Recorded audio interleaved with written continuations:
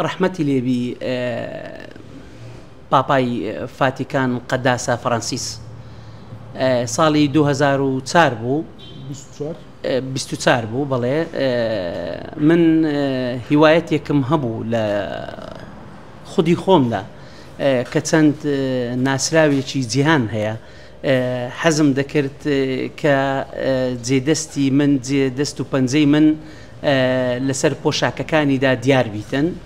یەک لەو کەسایەتیان جیهانیانە پاپا فەرەنسیس بوو لە فاتیکان. من بە 45 ڕۆژ پۆشاکی پاپام ئامادە کرد. پۆشاکی پاپا یەکێک بوو لە پۆشاکەکانی کە بەڕاستی ماندیبوونێکی تەواوی دەویست لەبەرەوەی قوماشەکەی لە فەوقی 140 ئەوریشم بوو. قوماشەکەی نەدەبایە هیچ بۆیەکی تێدا بەکار هاتی بێتن. بۆ نمونە ئەو قوماشانەی کە ئەو کلۆسانە ئێستا کە دەدیترێتن لەبەر خەڵکیدا زۆربەی زۆری بۆیەی پێوەیە. ئەگەر بێت و 180 سوف بێ یان 180 لێنن بێ یان 180 مەرینۆ بێ یان 180 هەر شتێک بێتن بەڕاستی نسبەتی زۆر بۆیەی تێدایە. قوماشەکە بۆیەکرایە بەڵام لە ئاوریشم ئەو بۆیە وجودی نییە. ئەو بۆیە زۆر بە زەحمەت دەکرێتن. ئەوە یەکێکیان. قوماشەکە دەبی کوالیتی خۆی لە دەست نەدا، هەم لە کاتی دوورین هەم لە کاتی کە قوماشە. و لە هەمان کاتیشدا شتێکی تر هەیە لەو نوعە پۆشاکانە ئامێر و مەکائینی زۆر تایبەت و پێشکەوتوی دەوێ و زائیدەن کاری هاندمێندی دەستی دەوێتن.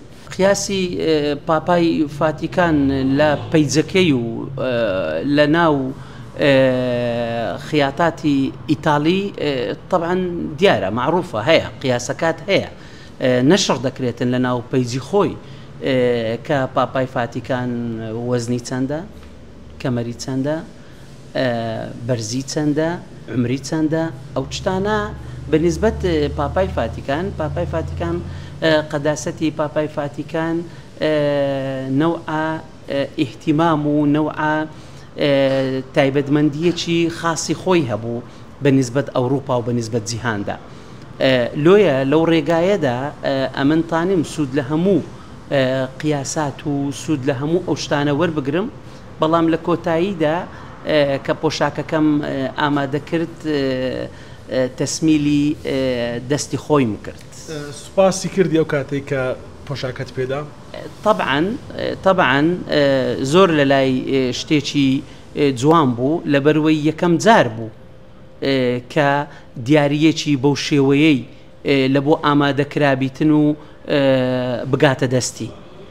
زۆر لە لای جوان بوو، زۆری لەلا چۆن ئێمەش طبعاً ئەگەر بێت و کابرایەکی بیانی قاتێک جلی کوردی بۆ سەرۆکەکانی ما یاخود بۆ مەرجەعەکانی دینی ئێمە ئامادە بکاتن لەبەر ئەوەی ئەم شەخصە کابرایەکی بیانیە ئەو شتەی حازر کردیە لە بۆوی طبعاً جلی کوردی ژوایە ئەگەر حازر بکرێتن لە بۆ شخصێکی کورد طبعاً بە هەیمەنەک و بە هەنێکی گەورە وەردەگیرێتن.